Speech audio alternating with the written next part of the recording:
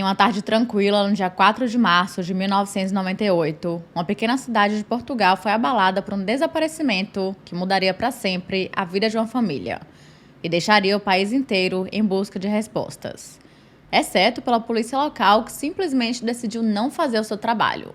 O caso de hoje é o de Rui Pedro, um menino de apenas 11 anos de idade que saiu para andar de bicicleta e nunca mais voltou.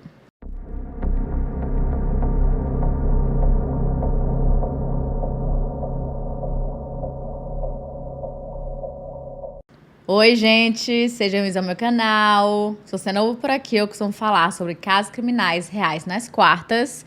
E em alguns domingos eu falo sobre outras histórias.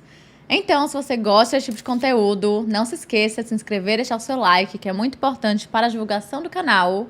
Principalmente se você faz isso logo no comecinho do vídeo, tipo agora.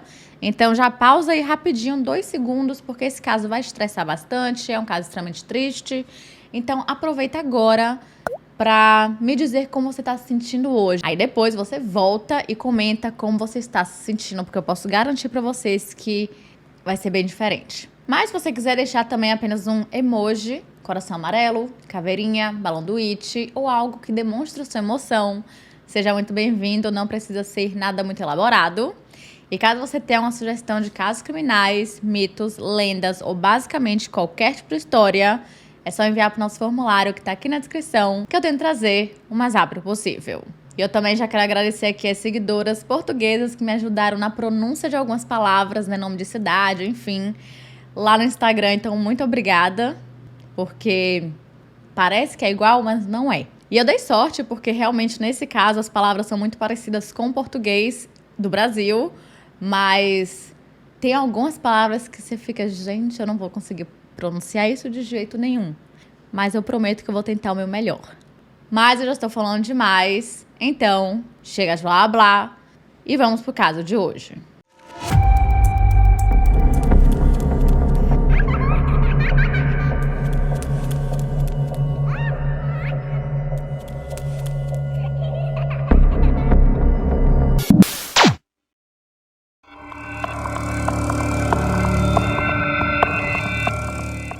Rui Pedro Teixeira Mendonça nasceu no dia 28 de janeiro de 1987, era filho de Manuel e Filomena Teixeira e tinha uma irmã chamada Karina Liliana, que era apenas 3 anos mais nova que ele. Ele foi descrito como sendo uma criança muito carinhosa e feliz e que conseguia animar qualquer ambiente. Rui Pedro amava os animais, chegando até a acumular uma boa de uma coleção em casa, após ir pegando assim vários passarinhos, chegando ao ponto em que ele teve que dar alguns para os avós, porque simplesmente não tinha mais espaço. Em uma certa ocasião, ele pegou um esquilo e fez uma casa na árvore para o esquilo, só que no dia seguinte o animal simplesmente fugiu, né, foi embora para a terra dele, e Rui Pedro ficou completamente devastado. Mas ele também amava fazer muitas outras coisas, como andar de bicicleta, andar de skate e ajudar com projetos de marcenaria e elétrica em casa, mas o seu grande sonho era se tornar um jogador de futebol profissional quando crescesse. Mais tarde, Filomena chegou a descrever o sorriso do filho como contagiante. Ele via sorrindo e brincando e era extremamente criativo. E de acordo com sua mãe, ela admirava sua imaginação, principalmente em uma certa vez que ele usou um garfo como antena de televisão improvisada. Por tudo que eu vi, durante a pesquisa desse roteiro, Rui Pedro parecia ser muito feliz e tinha grandes sonhos. Mas, infelizmente, em 1998, alguém decidiria roubar sua vida e destruir tudo isso. Nessa época, a família Teixeira Mendonça morava em Lousada, que é uma vila em Portugal que fica no distrito de Porto e pertence à sub-região Tâmega de Sousa. A vila é relativamente pequena, com menos de 50 mil habitantes hoje em dia, mas, de acordo com os moradores, tem tudo o que eles precisavam e precisam, seja em saúde, educação ou até mesmo comércio. E o mais incrível de tudo isso é que a qualidade de vida é maravilhosa e barata. Mas, além disso, é considerada como uma vila segura e tranquila.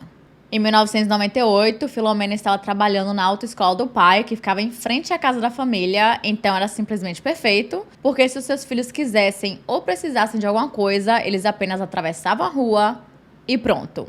Super prático. No dia 4 de março, que era uma quarta-feira, pouco depois das 2 horas da tarde, Rui Pedro, que tinha acabado de almoçar, parou no escritório da mãe e perguntou se ele podia passar o resto da tarde dando ali uma volta de carro com seu amigo chamado Afonso Dias. Porém, ela disse que não. E por que ela não deixou? Vamos lá. Acontece que Afonso Dias era um motorista de caminhão de 22 anos de idade que tinha se tornado próximo da família em 1995, após tirar a carteira de motorista na autoescola que Filomena trabalhava. Não demorou muito tempo até que ela o ajudasse, visto que Afonso vinha de uma família muito pobre, então ela lhe dava algumas roupas e itens básicos e deixava que ele ajudasse na autoescola para ganhar o dinheiro extra. Até aí tudo bem. Com o tempo, ele também passou a andar muito com todo o resto da família, principalmente Rui Pedro e Carina. O nível de confiança era tão alto que ele podia ficar sozinho com as crianças e até mesmo as levavam para a escola quase todos os dias, se não todos. Para Rui Pedro isso era incrível, ele ficou muito feliz quando viu que tinha um novo amigo, que parecia legal e o melhor de tudo, era mais velho, bem mais velho. Mas, mesmo com essa diferença de idade gigantesca, Afonso foi descrito por algumas pessoas, inclusive a própria Filomena, como sendo muito infantil e imaturo, e que por conta disso, que ele e Rui Pedro conseguiram se dar bem, porque eles tinham, de certa forma, a mesma idade mental. E segundo Afonso, os dois eram como irmãos. Mas, por motivos mais do que óbvios, nem todo mundo gostava dessa amizade aí não. Principalmente porque os dois ficavam muito tempo sozinhos. Quem não gostava disso nem um pouco era o pai de Rui Pedro, Manuel, e o seu avô materno chamado José. Eles não apoiavam que uma criança fosse amiga de um adulto de 22 anos de idade e também pelo fato de que Afonso ficava fumando na frente do menino. Então, vendo que aquilo ali não estava muito legal, Manuel conversou com a esposa diversas vezes sobre a situação e disse que não se sentia confortável com isso e mesmo considerando Afonso inofensivo, Filomena respeitou completamente as opiniões do marido e começou a limitar o tempo que os dois ficavam juntos. E foi por conta disso que ela não deixou que Rui Pedro fosse andar de carro com Afonso naquele dia. Claro que Rui não ficou super feliz com isso, ele ficou bem chateado na verdade, porque ele era uma criança, ele queria sair para se divertir com seu amigo e não podia, mas ele respeitava muito a mãe e aceitou, e em seguida a sua mãe o lembrou de uma aula de tutoria que ele tinha às 5 horas da tarde e disse que se ele quisesse, ele podia brincar no campo que ficava atrás do escritório enquanto não dava o horário. Esse campo era um espaço bem amplo, bem grandão assim, que tinha várias plantas, arbustos e que tinha uma pista circular de terra que de vez em quando era usada para corrida de cavalo. E apesar de a área ser cercada por várias estradas principais, raramente os carros acessavam a região, então era simplesmente o lugar perfeito para que as crianças locais brincassem. Após se despedir da mãe, Rui Pedro subiu na sua bicicleta e foi para o campo. Mas, depois disso, a sua família nunca mais o viu. 4 horas depois, os seus pais receberam a ligação do tutor de Rui, dizendo que ele não tinha ido para a aula das 5 horas. Isso aí já foi uma grande surpresa. Até aquele dia, Rui Pedro nunca tinha faltado à aula porque ele tinha epilepsia e elas o ajudavam muito. Por conta disso, imediatamente foi formado um grupo de busca com as pessoas mais próximas que começaram a conversar com outros moradores locais e perguntar se eles tinham visto Rui Pedro em algum lugar, talvez no campo, conversando com alguém, enfim.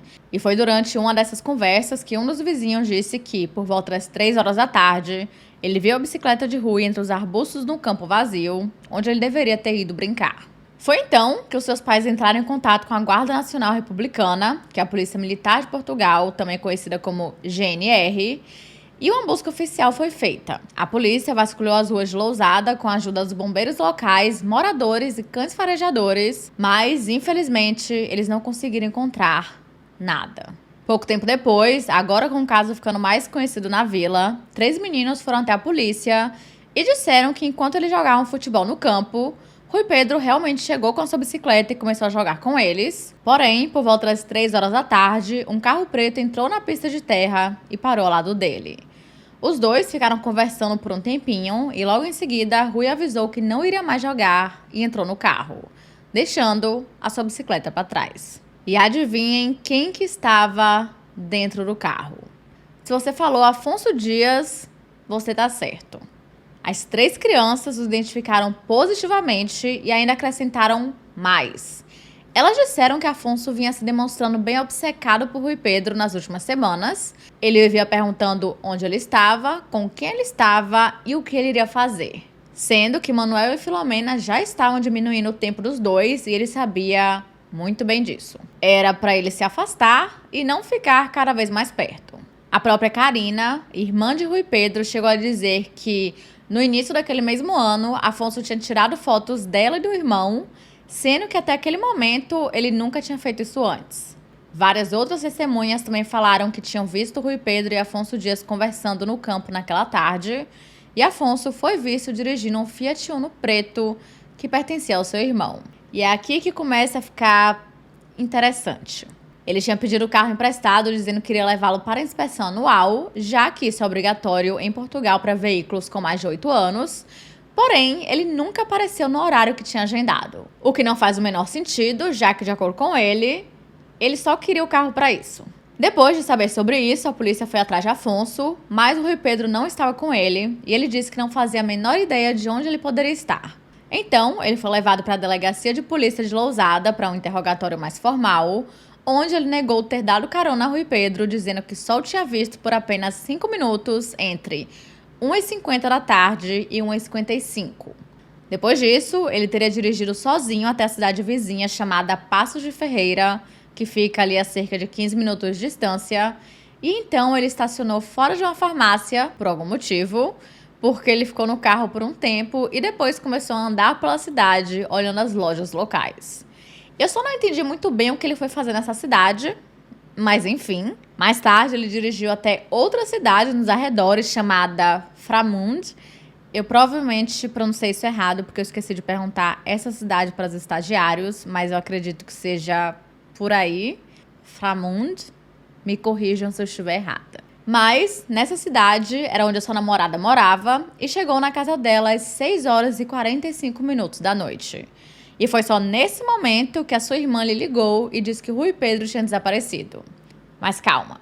Nesse caso, as coisas só vão ficando cada vez mais estranhas. No momento que Afonso estava na delegacia dando seu depoimento, o avô de Rui Pedro, José, também estava lá aguardando por notícias. E assim que ele viu Afonso, ele o confrontou, pedindo que ele falasse onde estava seu neto e disse que lhe daria qualquer coisa depois disso. Mas Afonso começou a chorar, repetindo diversas e diversas vezes que não fazia a menor ideia de onde estava o menino. Porém, ele disse uma coisa que chamou muita atenção de José e da grande maioria das pessoas que ficam sabendo desse caso. Ele disse que Rui Pedro já poderia estar muito longe e que eles, a polícia, deveriam fechar as fronteiras. Pois é, ele disse isso do nada. E amigos, se isso aí não é suspeito, eu realmente não sei o que é. E piora, muito. Pouco tempo depois, ele também foi confrontado pelo primo de Rui, chamado João André. Acontece que João disse aos policiais sobre o encontro que ele e Rui tiveram com Afonso no dia anterior ao desaparecimento. Aí, nessa hora, Afonso mandou calar a boca, mas João não se intimidou e continuou falando. Ele disse que Afonso tinha convidado os dois meninos para irem conhecer garotas de programa. Parece que eles deveriam se encontrar exatamente naquele mesmo campo, perto da autoescola, no dia seguinte. E então, ele os pegaria e eles iriam lá para o lugar que eles iriam. Só que quando chegou o dia 4 de março, a mãe de João não deixou ele sair de casa e por isso que ele não tinha ido. No mesmo dia do interrogatório de Afonso, uma bombeira local chamada Maria foi até a delegacia porque ela também tinha visto Rui Pedro entrar em um carro preto no campo no dia do desaparecimento. E assim que ela chegou lá, ela se deparou com Afonso e imediatamente o reconheceu como sendo motorista. Ou seja, agora temos diversas pessoas que viram Rui entrando em seu carro, sendo que ele disse que mal tinha visto naquele dia. E piora, ele ainda teve a cara de pau de confrontar Maria no quartel de bombeiros mais tarde, e de acordo com ela, ele estava super preocupado e começou a lhe fazer várias perguntas sobre a investigação, e até perguntando se ela sabia como era o carro dele. Enquanto tudo isso ia se desenrolando, o caso de Rui Pedro começou a sair em todos os jornais locais, onde ele era descrito, dito ali suas características físicas, e mostrava uma foto sua onde ele estava sorrindo. E logo depois, uma garota de programa local chamada Alcina Dias, que não tem nenhum envolvimento parentesco com Afonso, foi até a delegacia porque ela já tinha visto aquele menino. Ela disse que na tarde do dia 4 de março ela estava trabalhando na Estrada Nacional 106, que é uma estrada que dá acesso a uma cidade chamada Lustosa, e em algum momento um carro preto parou do seu lado E então um homem que estava acompanhado de um menino perguntou se ela estava trabalhando e lhe ofereceu 10 euros para que ela tivesse relações com o menino, que ele tinha dito ter 14 anos de idade. E Alcina tinha certeza absoluta que esse menino era o menino que ela tinha visto no jornal, Rui Pedro. Quando esse menino saiu do carro, ele estava extremamente desconfortável e começou a chorar. Então, ela o levou para a floresta e começou a conversar com ele, tentando lhe acalmar por uns 15 minutos. E de acordo com ela, em momento nenhum ela o tocou de forma inapropriada. E quando ela lhe perguntou sobre o homem no carro, ele disse que aquele era o seu tio e que ele o estava forçando a visitar garotas de programa contra a sua vontade. E quando a Alcina perguntou se a mãe dele sabia disso, ele disse que não. Como ele continuou chorando, a Alcina lhe deu um abraço e disse que tudo ia ficar bem. Mas depois disso, ela o acompanhou até o carro e viu o veículo indo embora na direção do que parecia ser um bordel que ficava a uns 500 metros de distância. Mas não, o seu depoimento não foi registrado na época e ela também não viu fotos de possíveis suspeitos naquele momento. Como vocês podem perceber, existem vários avistamentos nesse caso, sendo que muitos deles colocam Afonso Dias como a última pessoa a ver Rui Pedro. Certo? Certo. Então, é de se imaginar que a polícia já teria o suficiente para pedir um mandado de busca ou investigar Afonso um pouquinho mais de perto. Mas foi isso que aconteceu? Não. Sabe por quê? Porque na cabeça dos investigadores, apesar de tudo isso, não tinha nada que mostrasse ou indicasse que Rui Pedro tinha sido sequestrado.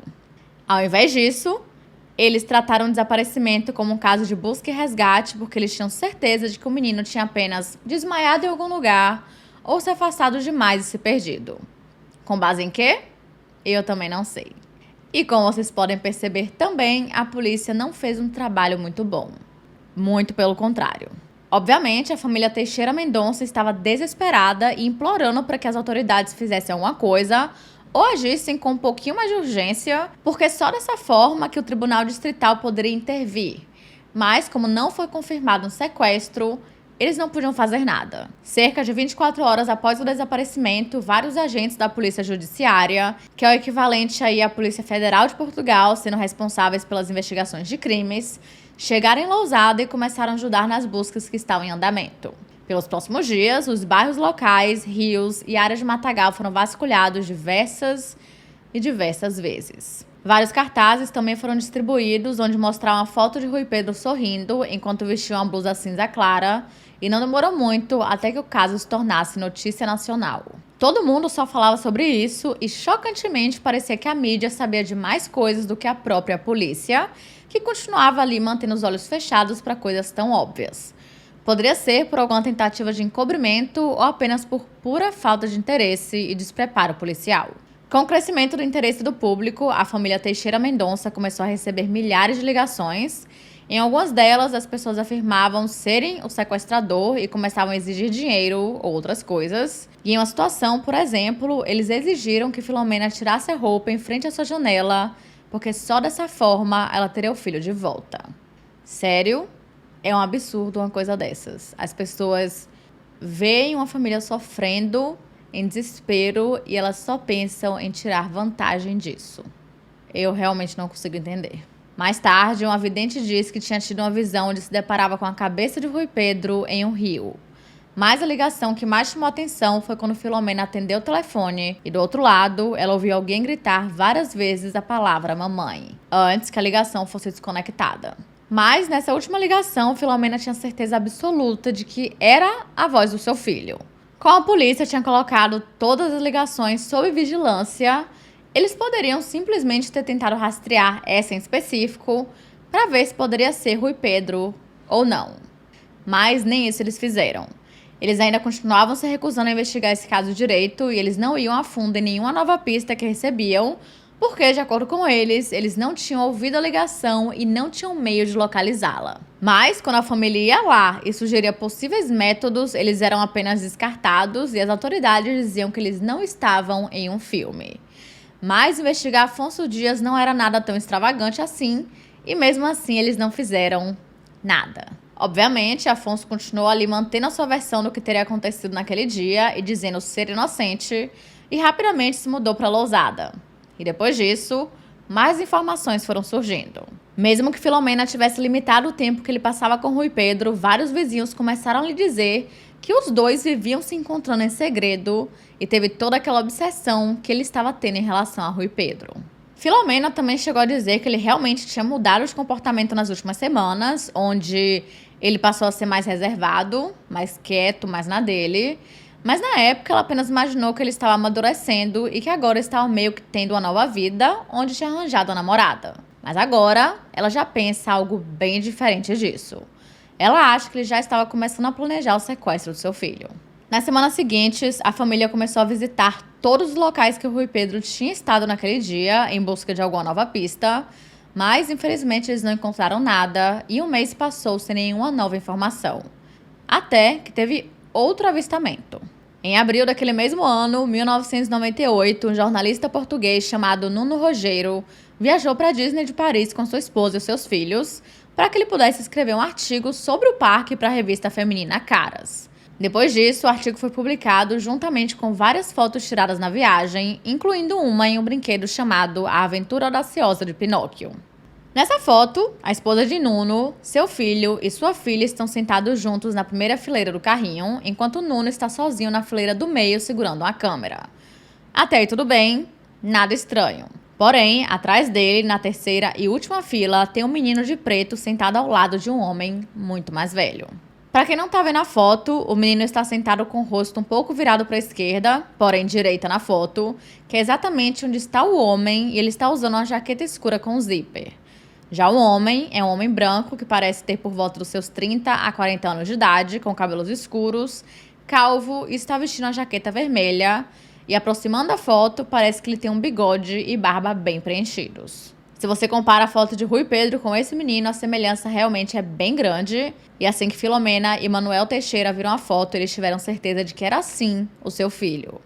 Então, imediatamente, eles entraram em contato com a polícia, que conseguiu confiscar a foto para uma análise, e também procuraram pelas imagens das câmeras de segurança.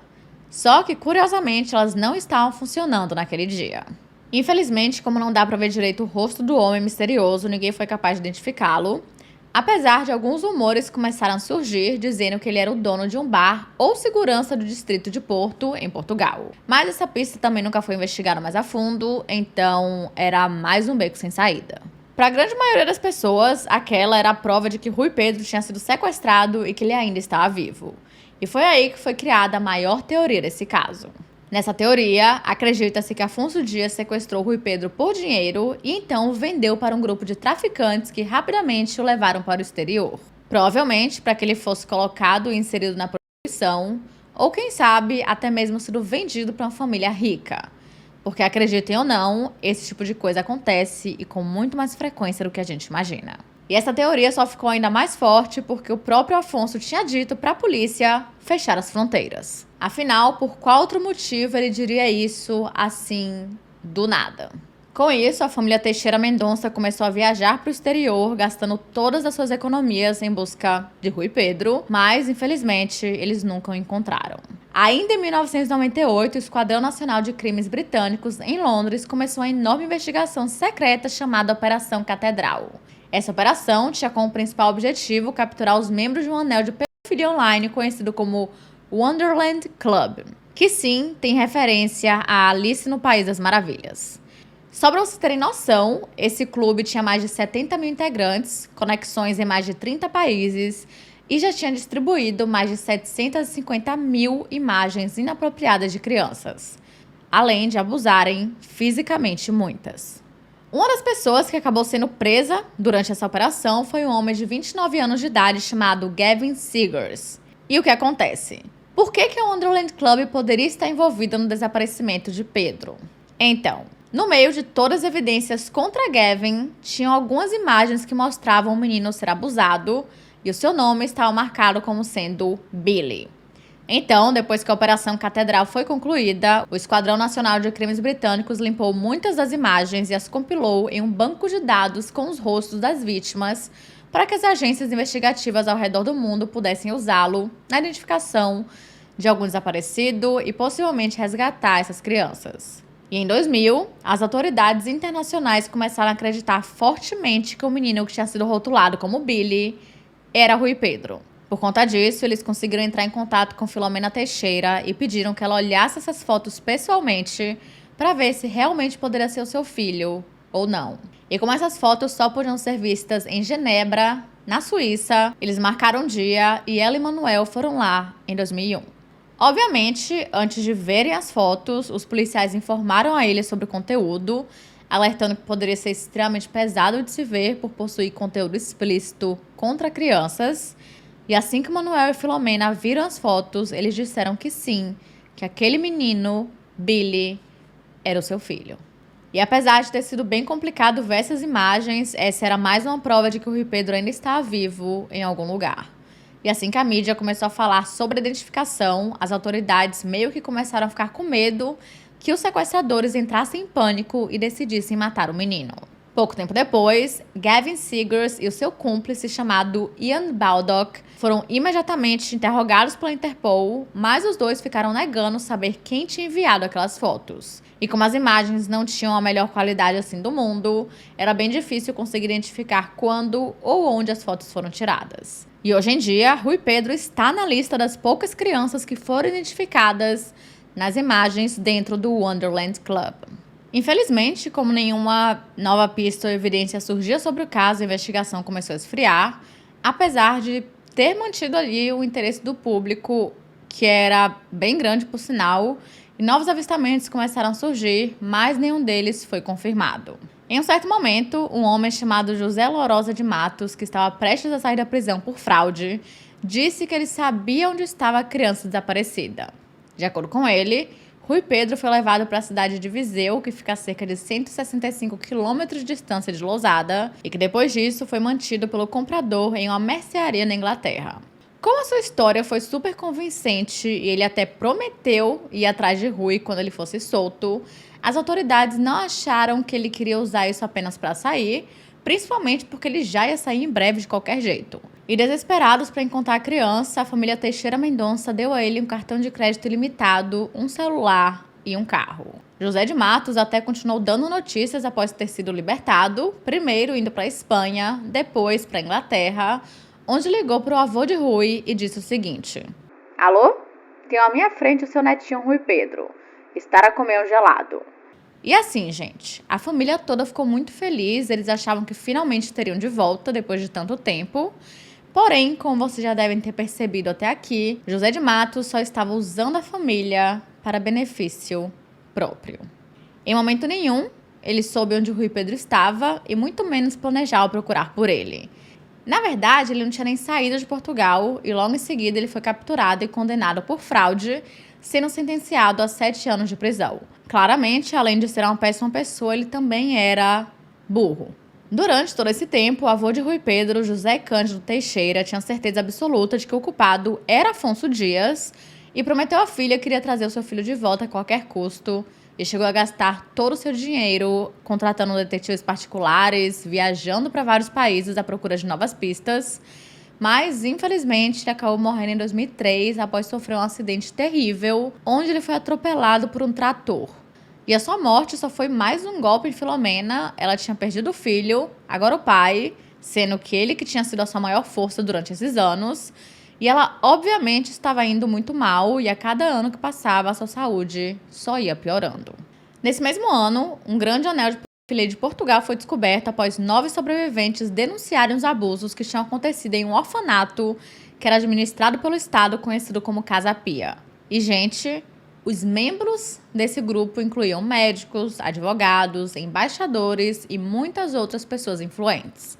Acontece que, durante a investigação, uma ex-garota de programa afirmou ter visto Rui Pedro em uma pensão em Lisboa e disse que uma fita de vídeo foi entregue a um homem chamado Carlos Silvino, mais conhecido apenas como Bibi, que, por sinal, era um dos membros da Casa Pia, do grupo ali de pedófilos, e o único membro a confessar os seus crimes. Na época dos crimes, ele era o motorista do orfanato e o seu papel principal era transportar as crianças da Casa Pia até a casa dos abusadores. Mais tarde, ele confessou 639 acusações relacionadas a abuso infantil e aliciamento de crianças. E, no fim, 7 membros foram julgados, tendo 6 condenados.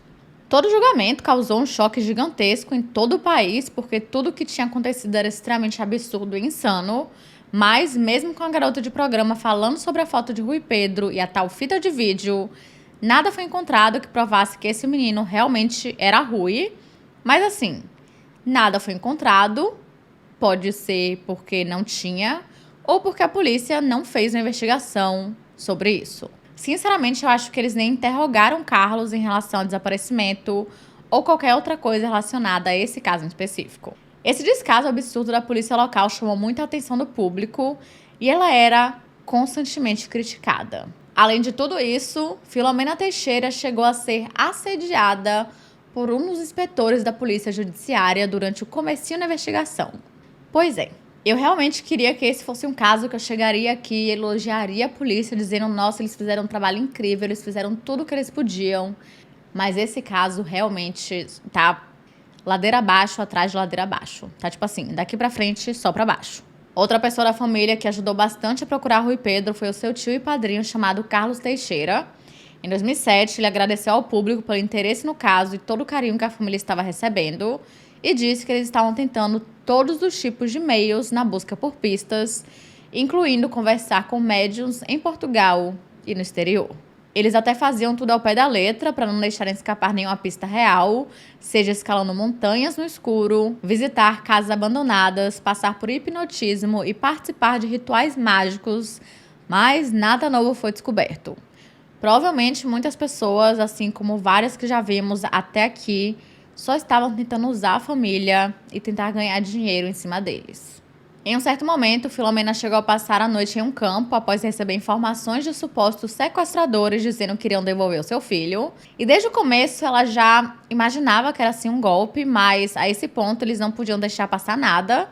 Mesmo que a pista tivesse 99,9% de chance de ser falsa, eles precisavam verificar só para ter certeza e conseguirem dormir com suas consciências limpas. E como ela esperava, realmente tinha sido um golpe ou apenas um trote sem sentido.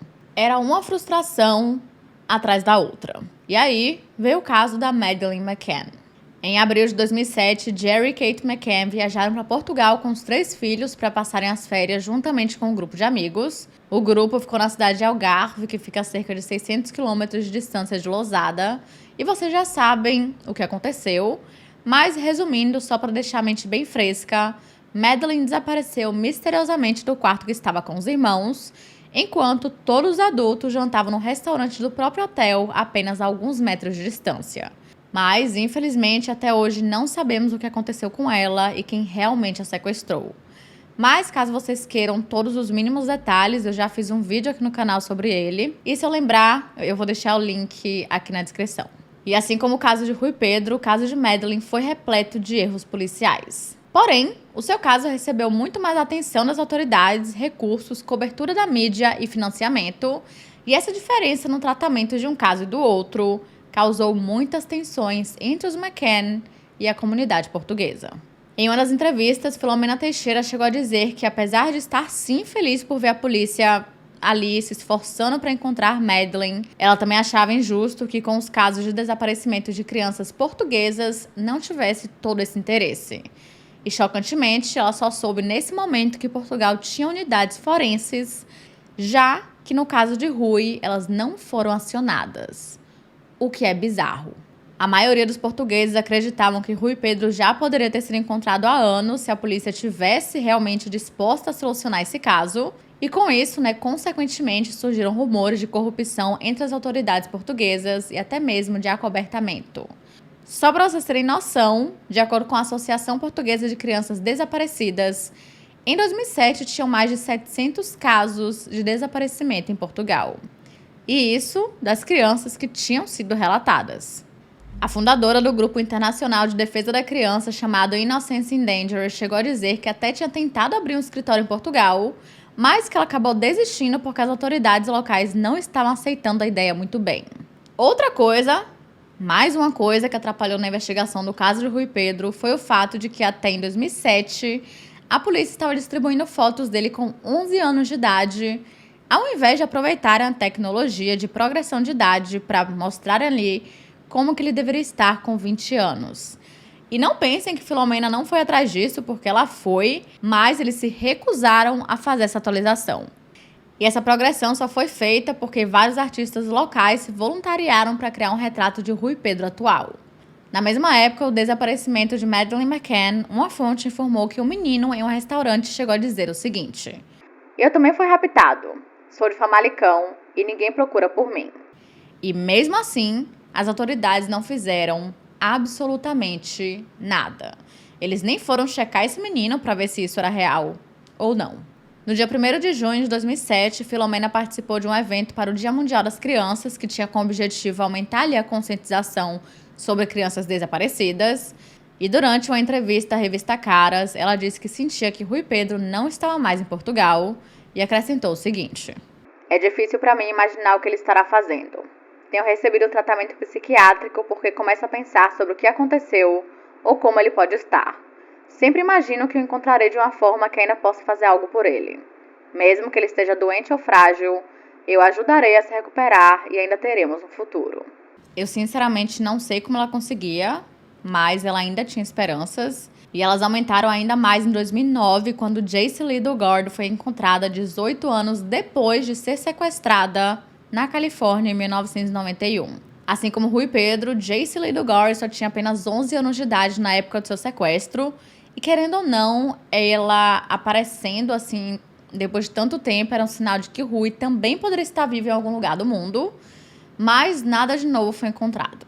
2 anos depois, em 2011, uma nova equipe de polícia foi estabelecida em Porto e eles começaram a reanalisar as declarações feitas nas horas iniciais do desaparecimento para que conseguissem ali reconstruir o que provavelmente teria acontecido nas próximas 24 horas. E como resultado dessa investigação, no dia 11 de fevereiro, o Departamento Central de Investigação e Ação Penal de Portugal indiciou Afonso Dias. Finalmente.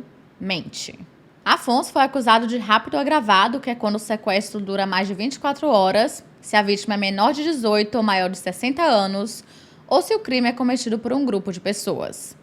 E em seguida, foi feita uma audiência preliminar no Tribunal Distrital de Lousada, onde eles determinaram que Afonso seria julgado pelo desaparecimento de Rui Pedro.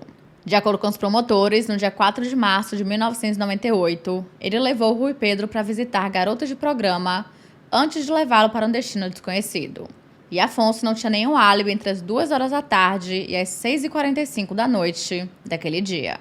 Além, claro, de todos os avistamentos de testemunhas que comprovavam que ele foi, sim, a última pessoa a ver Rui Pedro antes do seu desaparecimento. Apesar de Afonso ter dito lá aquela história de que ficou passeando pela cidade vizinha, ele simplesmente não conseguia dizer o nome de nenhum local específico. Uma loja, um restaurante, nada.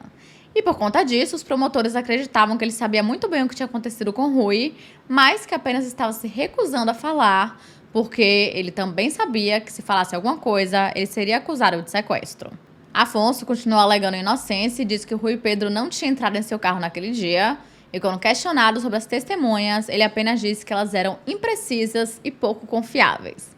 Ele também falou sobre a garota de programa que tinha dito que ele levou o Rui Pedro até ela e lhe ofereceu dinheiro para que ela tivesse relações com o menino, mas ele disse que ela tinha descrito o Rui Pedro errado, porque inicialmente parece que ela falou que ele tinha olhos azuis, mas depois mudou para olhos castanhos. E por fim, ele disse que a acusação não tinha nenhuma evidência física para provar que Rui Pedro entrou em seu carro. Mas assim, também não foi feita uma investigação em seu carro para descobrir isso. Mas enfim, depois de tudo isso, ele foi formalmente acusado de sequestro e o julgamento foi agendado. O objetivo dele não era descobrir exatamente o que tinha acontecido com Rui Pedro, e sim decidir se Afonso Dias era responsável pelo desaparecimento ou não. O julgamento começou no dia 17 de novembro de 2011 no Tribunal de Lousada, quando Afonso estava com 34 anos de idade. E ele tentou não ir para o próprio julgamento.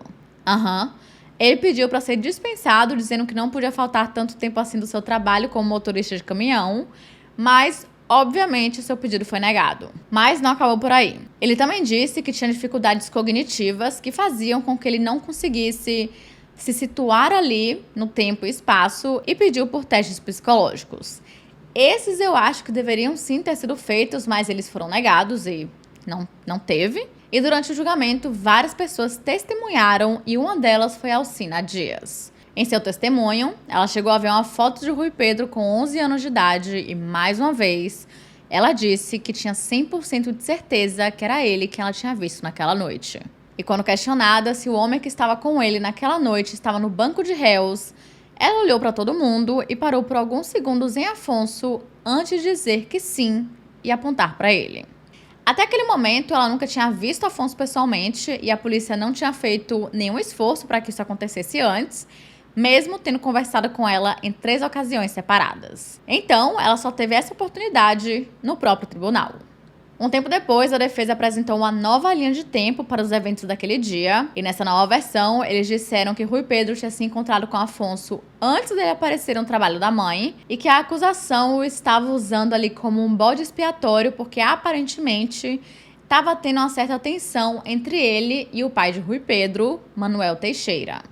De acordo com eles, Manuel estava com ciúmes da quantidade de tempo que o filho e a esposa passavam com Afonso, mas Manuel chegou a dizer mais tarde que ciúme nunca foi um motivo para ele não gostar de Afonso, e sim um fato de ele querer ser tão próximo do seu filho de apenas 11 anos de idade, quando ele já era um homem totalmente formado.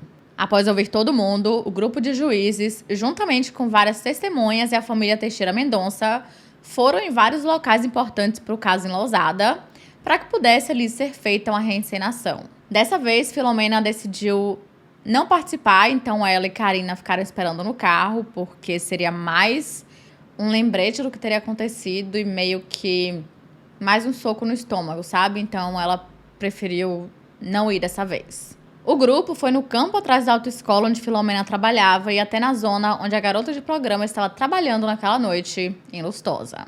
E no dia 22 de fevereiro de 2012, veio o veredito.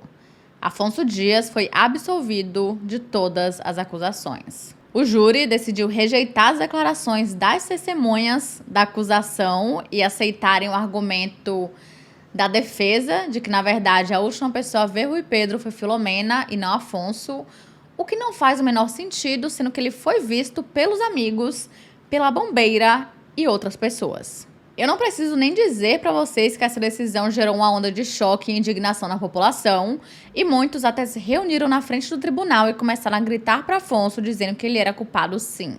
E por conta disso, ele, que já estava casado e tinha um filho de 9 anos, disse que começou a temer pela segurança de sua família, lamentando todo o sofrimento que eles tinham suportado, mas disse que ficou aliviado com a decisão do tribunal.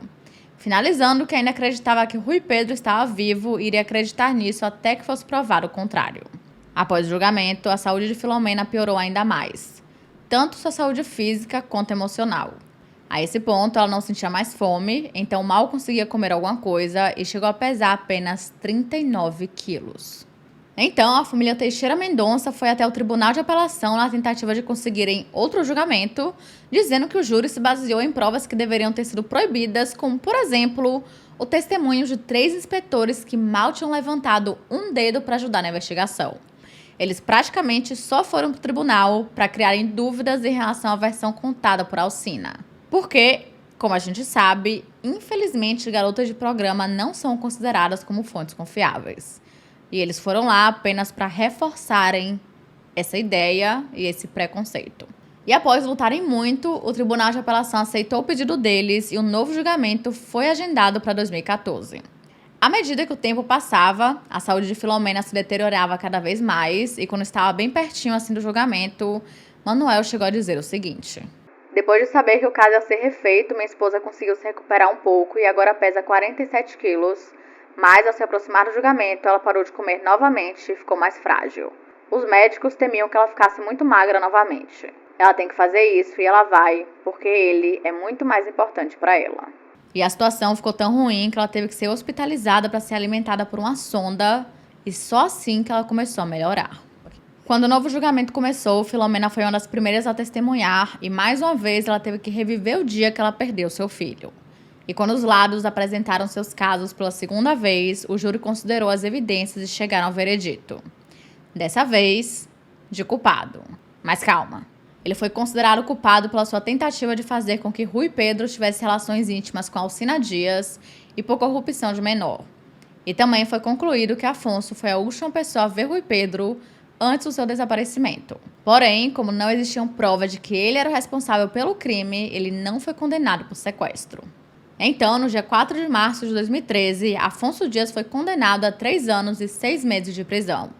No dia 18 de março de 2015, ele já tinha esgotado todas as possibilidades de recurso e só nesse momento que ele passou a cumprir a sua sentença na prisão da cidade de Guimarães. E apenas 2 anos depois, no final de março de 2017, ele foi libertado por bom comportamento. Até hoje, ele continua mantendo a sua inocência e dizendo que cumpriu pena por um crime que não cometeu. Ele até chegou a dizer a uma jornalista que era um homem livre, completamente, porque ele nunca deveu nada a ninguém. E em relação àquele comentário super esquisito que ele fez dizendo pro avô de Rui Pedro e pra polícia de que eles tinham que fechar as fronteiras, ele disse que tinha sido apenas sarcasmo. Uma piada. Uma piadinha assim, bem inocente. Pois é. Quando completou 16 anos do desaparecimento de Rui Pedro, a cineasta Cláudia Clemente chegou a usar suas redes sociais para aumentar a conscientização sobre o caso, porque ela estava com medo de que, pelo fato de Afonso ter sido condenado, as pessoas começassem a achar que o caso já estava fechado, sendo que não estava e existiam ainda muitas dúvidas nessa investigação. E com a ajuda de uma equipe de profissionais, ela criou uma campanha online onde fez um vídeo de 90 segundos. E mais tarde ela chegou a dizer o seguinte: há anos que acompanho esse caso e tenho um sentimento grande de impotência. Esse é o meu contributo, a minha tentativa de ajudar a encontrar pistas do Rui Pedro. Isso aconteceu a esta família, mas podia ter nos acontecido a nós. Temos de ser solidários com esse sentimento. Temos de nos responsabilizar. Em 2017, Filomena Teixeira teve que se aposentar devido à invalidez e ela se manteve ocupada cuidando de sua filha Karina, testando diferentes tipos de terapias e ainda na luta de encontrar o filho. Ela até manteve o quarto de Rui Pedro intacto, da mesma forma que ele deixou quando ele saiu de casa em 1998. As únicas coisas que ela acrescentou foram algumas imagens de santos e ela esperava que ele voltasse para poder dizer o que ele queria que mudasse. O que é extremamente triste. Em 2018, começou a circular na internet um vídeo de um morador de rua português e esse homem chamou muita atenção de todo mundo porque ele tinha muitas semelhanças físicas com Rui Pedro. E para aumentar ainda mais essa esperança de que realmente fosse ele, o homem disse que o seu nome era Pedro e que ele tinha 30 anos de idade. Porém, ele tinha nascido e sido criado em uma cidade chamada Almada. Obviamente, com o tempo, esse vídeo chegou até a família Teixeira Mendonça, mas após Filomena e Manuel analisar as imagens, eles viram que apesar de sim, realmente terem muitas semelhanças com seu filho, também tinham muitas diferenças. E para ter certeza, o vídeo foi enviado para as autoridades para uma análise mais profunda, e esse homem acabou sendo identificado e não era Rui Pedro. Mais tarde, em 2019, Filomena deu uma entrevista à revista Caras, onde ela foi entrevistada pela jornalista Cristina Ferreira, e durante a conversa elas falaram sobre o mundo da pedofilia e a possibilidade de o seu filho ter sido colocado nessa rede.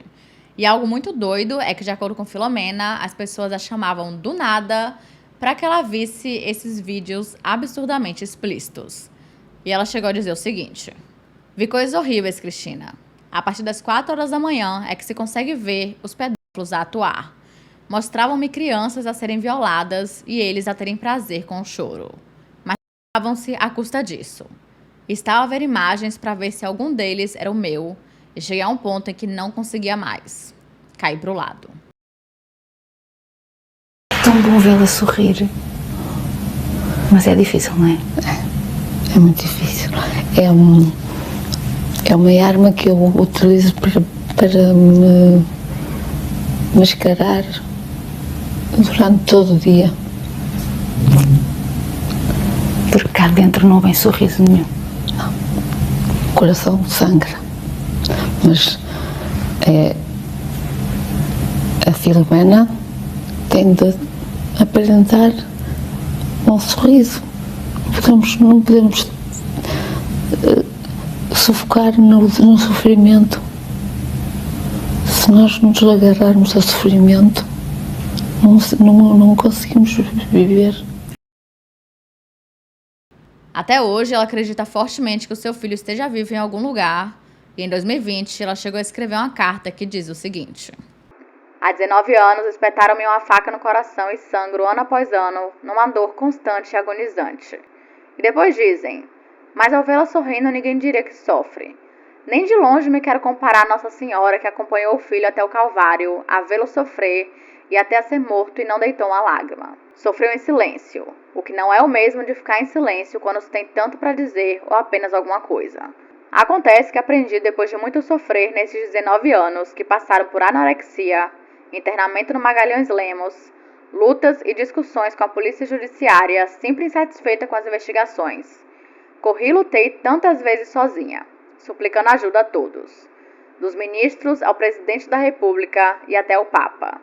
Quase enlouqueci, deixei de reconhecer quem mais amo, quase cheguei à loucura, mas uma força qualquer sobrenatural, sei lá, mantém-me viva e cada vez mais resistente psicologicamente, porque a saúde é outra coisa que não me acompanha. Estou sempre em médicos, pois ainda continuo a ter visitas, consultas no Magalhães Lemos e ainda tenho problemas graves com a coluna vertebral e outros problemas que me fazem viver condicionada por essa saúde débil. Mas nada me tira o sorriso e o calor que me dão quando me veem na rua e me dão um beijo ou um abraço. As lágrimas vêm-me aos olhos, mas não choro. Sorrio, porque a dor está no meu coração, onde está quem mais amo e quem mais adoro. Durante os anos, andei agarrada a uma fotografia de prata e até dormia com ela sobre o meu peito. Agora acho que se entranhou. Anda comigo quem mais amo no coração e daí jamais alguém me tira. Tenho o privilégio de ter quem adoro. Mais que tudo, é um amor sem fim cravado no peito. Que interessa se rio ou se choro, se me recolho com as minhas limitações, pois tenho-as, devido a tudo que passei. Digo muitas vezes que sou como uma tartaruga. Tenho uma carapaça onde escondo o que me dói. Quem me quis atingir fê-lo de forma perfeita. Foi o crime perfeito e conseguiu o que queria. Ou talvez mais. Feriu-me de tal modo que a faca continua lá cravada no peito e dói como no primeiro dia. Atingiu-me a mim e a minha família, cada um à sua maneira, como se fosse um terremoto que altera tudo. Só peço a Deus, nas minhas conversas com ele, que vele pelo meu menino e proteja minha filha. Pois outro golpe, como não sou imortal, não aguentava. Já sofri demais e tem dias em que as dores físicas são tão fortes que quase desisto. Mas nunca me passou verdadeiramente pela cabeça isso. Sorrio e costumo dizer que vivo um dia atrás do outro, numa espera absurda de ver o que vai acontecer. Às vezes penso nas minhas noites de constante insônia que tudo não passa de um pesadelo, que qualquer dia eu vou acordar e tudo vai estar bem. Se me permitem, uma das minhas citações dos grandes nomes da literatura, Antônio Lobo Antunes. E por vezes, assaltava minha impressão de que haviam sobreposto um universo falso no meu universo habitual. A mim também me parece tantas vezes que essa não é a minha verdadeira vida. A vida que me pertencia não era esta. E é com esse texto que a gente finaliza o caso de hoje. E quem tiver interesse, tem um filme sobre o caso chamado Sombra e tem para assistir na Prime Video. E o filme foca exatamente em todo o sofrimento de Filomena e a sua luta incessante em busca de Rui Pedro.